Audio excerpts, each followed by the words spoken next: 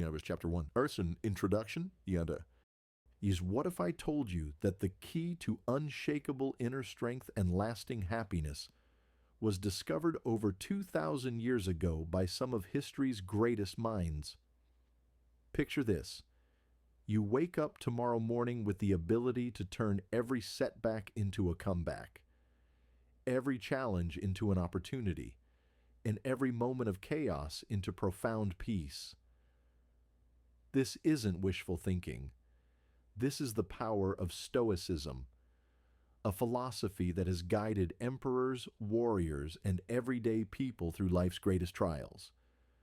From Marcus Aurelius ruling the Roman Empire to modern-day leaders navigating global crises, these timeless principles have proven their worth across centuries. Today, we're diving into 10 transformative Stoic principles that you can apply immediately to revolutionize your life.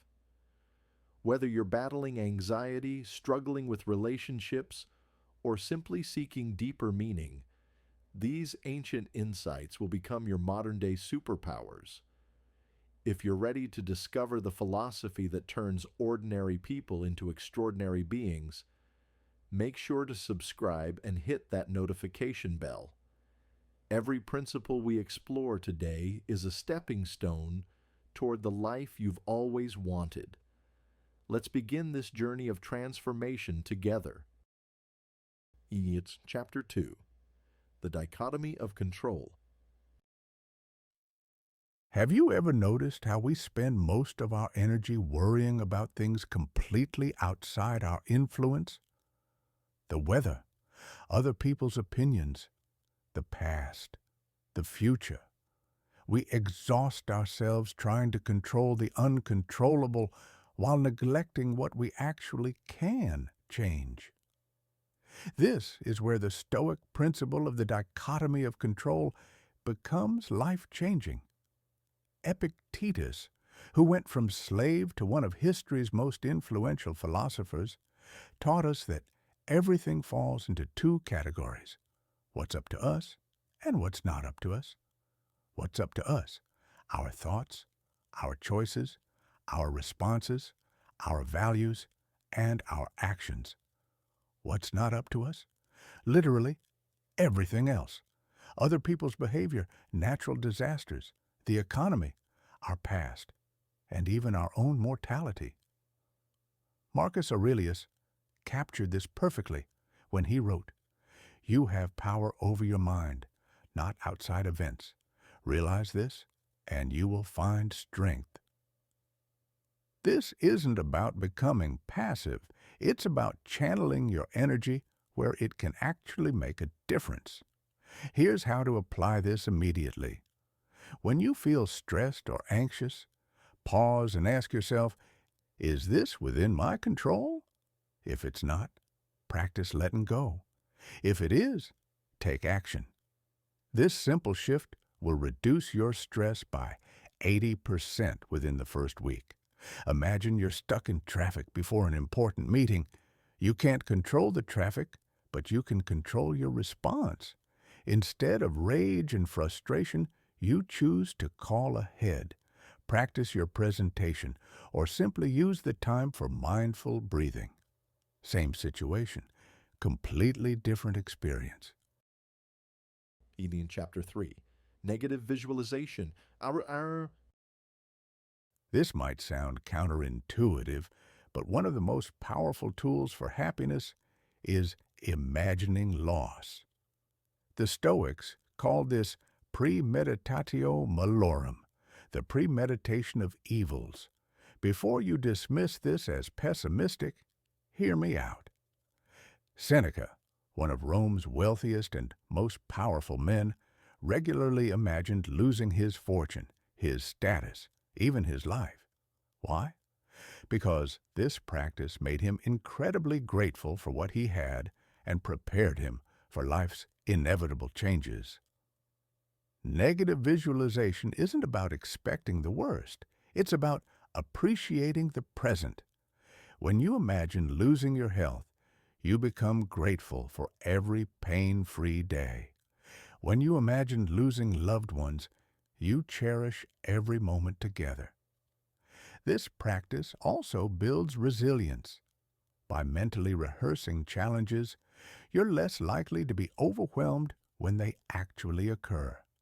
It's like a fire drill for your emotions. When real emergencies happen, you're prepared. Try this exercise. Once a week, spend 5 minutes imagining the temporary loss of something you value. Your job, your home, your relationships.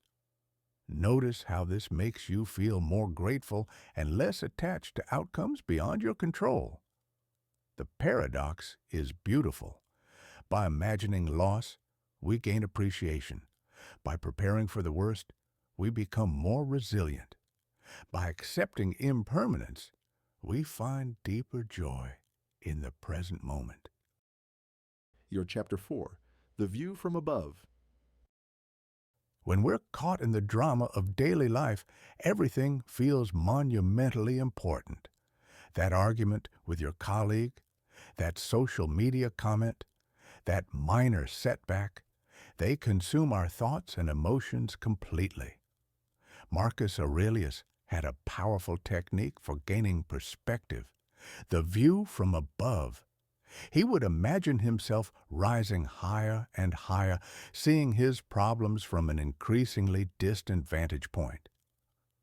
From street level, a traffic jam is infuriating. From an airplane, it's barely visible. From space, it doesn't exist. This isn't about minimizing real problems. It's about seeing them in proper proportion. The emperor who ruled the known world regularly reminded himself, remember how brief life is, how vast the universe. What is man in the face of eternity? This cosmic perspective freed him from petty concerns and helped him focus on what truly mattered. When you're overwhelmed by stress, try this. Imagine zooming out from your current situation. See yourself from across the room, then from above the building, then from space. Notice how your problems shrink while your perspective expands. This technique is particularly powerful for social anxiety and embarrassment. That awkward moment that feels earth-shattering? From the cosmic perspective, it's less than a grain of sand on an infinite beach. Chapter 5, Voluntary Discomfort. In our comfort-obsessed culture, the idea of choosing discomfort seems insane. But the Stoics understood something profound. By voluntarily experiencing minor hardships, we build resilience for major ones. Seneca would periodically live like a poor man, sleeping on the floor, eating simple food, wearing basic clothes. He wasn't punishing himself. He was training himself. He wanted to know that if he lost everything, he could still be happy. This practice serves multiple purposes. First, it builds confidence. You realize you can handle more than you thought. Second, it increases gratitude. Returning to normal comforts feels like luxury. Third, it reduces fear. You're no longer terrified of discomfort. Modern applications are everywhere. Take cold showers. Skip a meal occasionally. Walk instead of driving. Sleep without your phone. Spend a day without entertainment. These small challenges build mental toughness. The military understands this principle. They put soldiers through difficult training so they can handle combat. Similarly, by choosing minor discomforts, you prepare yourself for life's inevitable major challenges. Start small. Once a week, choose one minor discomfort. Maybe it's a cold shower. Maybe it's fasting until dinner. Maybe it's leaving your phone at home. Notice how it builds your confidence and reduces your dependence on external comforts. Leads to Chapter 6, The Discipline of Desire. We live in a culture that tells us happiness comes from getting what we want. The Stoics taught the opposite. Happiness comes from wanting what we get. This is the discipline of desire, aligning our wants with reality. Epictetus taught that we suffer not because of what happens to us, but because of the gap between what happens and what we wanted to happen. Close that gap, and suffering disappears. This doesn't mean becoming passive or giving up on goals. It means distinguishing between preferences and attachments. You can prefer success while accepting failure. You can work toward goals while being content with any outcome. Marcus Aurelius demonstrated this perfectly. He preferred peace, but accepted war. He preferred health, but accepted illness. He preferred life, but accepted death. This acceptance didn't make him weak. It made him unshakable. The practice is simple but profound. Instead of demanding that reality conform to your desires, align your desires with reality.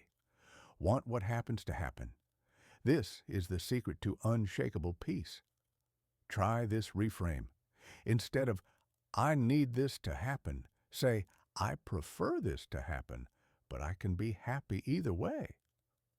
This small shift in language creates a massive shift in emotional freedom. It's Chapter 7, Present Moment Awareness. The past is gone. The future is uncertain. But this moment, right now, is the only place where life actually happens. Yet most of us spend our days everywhere except the present. Marcus Aurelius wrote, "Confine yourself to the present." Not because the future doesn't matter, but because the present is where your power lies. You can't change the past. You can't control the future, but you can fully engage with now. This isn't just philosophical poetry. Neuroscience confirms that present moment awareness reduces anxiety, increases focus, and improves decision-making. When you're fully here, you're fully alive. The Stoics practiced presence through attention to their immediate experience. What are you seeing right now? What are you feeling? What are you thinking? This simple awareness anchors you in reality. Seneca had a beautiful practice. He would regularly pause and ask himself, what am I doing right now? And am I doing it with full attention? This simple question transformed ordinary moments into opportunities for excellence. Here's your practice. Set random alarms throughout the day. When they go off, pause and fully experience the present moment. Notice your breath, your surroundings, your thoughts. This trains your mind to live where life actually happens. Chapter 8, Memento Mori. Remember, you must die. These words might seem morbid, but they're actually liberating. The Stoics used memento mori not to create fear, but to inspire urgency and gratitude. When you truly accept that your time is limited, everything changes. Petty arguments become pointless. Grudges become burdens you can't afford to carry. Every day becomes a gift to be treasured. Steve Jobs, though not a Stoic, captured this wisdom perfectly. Remembering that you are going to die is the best way I know to avoid the trap of thinking you have something to lose. This isn't about becoming morbid, it's about becoming alive. When you remember that this conversation might be your last with someone, you listen more carefully. When you remember that this day is one of a finite number, you live it more fully. Marcus Aurelius regularly contemplated death, not from depression, but from wisdom. He wrote, "It is not deaths that a man should fear, but never beginning to live." Your practice. Each morning, remind yourself that this day is not guaranteed. Let this awareness guide your choices. What would you do differently if you knew this was your last week? Start doing those things now. In Chapter 9, The Inner Citadel. Imagine having a fortress inside your mind, a place of unshakable peace that no external force can breach. The Stoics called this the inner citadel, and it's perhaps their greatest gift to humanity. This inner fortress is built from your values, your character, and your commitment to virtue. No matter what happens in the external world, loss, betrayal, failure, even death, your inner citadel remains intact. Epictetus, who experienced slavery and physical disability, demonstrated this perfectly. Despite external hardships, he maintained inner freedom. He taught that no one can hurt you without your permission. The inner citadel isn't built overnight. It's constructed through daily choices. Every time you choose virtue over vice, principle over convenience, courage over comfort, you add another stone to your fortress. This doesn't mean becoming emotionally numb. It means having a core of stability that remains constant regardless of circumstances. You can feel sadness without being destroyed by it. You can experience failure without being defined by it. Build your inner citadel by identifying your core values and living by them consistently. When external storms rage, retreat to this inner sanctuary. Here, you are always safe, always free, always yourself. Into Chapter 10, Sympathia Universal Connection. The Stoics believed in sympathia, the idea that everything in the universe is connected. You're not separate from the world. You're part of a vast, interconnected web of existence. Marcus Aurelius wrote, "What brings no benefit to the hive brings none to the bee." Your well-being is connected to everyone else's. When you help others, you help yourself. When you harm others, you harm yourself. This perspective transforms how you see difficult people. That annoying colleague isn't your enemy. They're a fellow human struggling with their own challenges. That rude stranger isn't evil.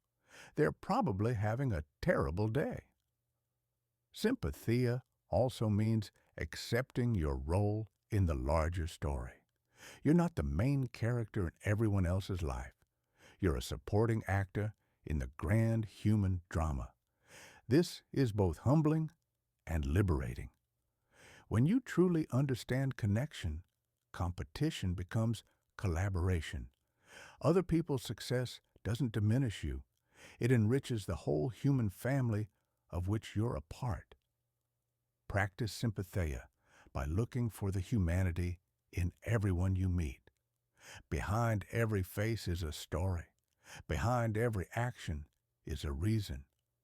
When you seek connection instead of separation, compassion becomes natural. Chapter 11, Preferred Indifference. Here's a revolutionary idea. Most of what we think determines our happiness is actually neutral. The Stoics called these things preferred indifference.